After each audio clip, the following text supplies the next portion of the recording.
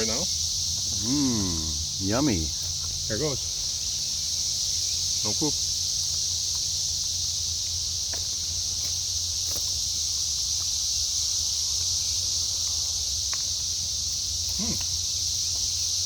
Nutty?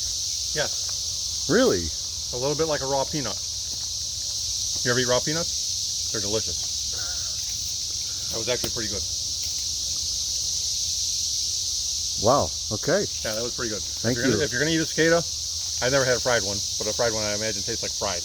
Have you ever had a cicada before? No, never ate First a time? cicada before, first time. All because I asked you to eat it. Well, no, because you found it.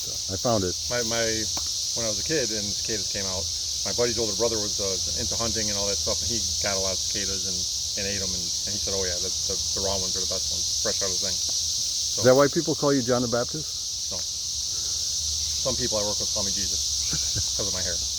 But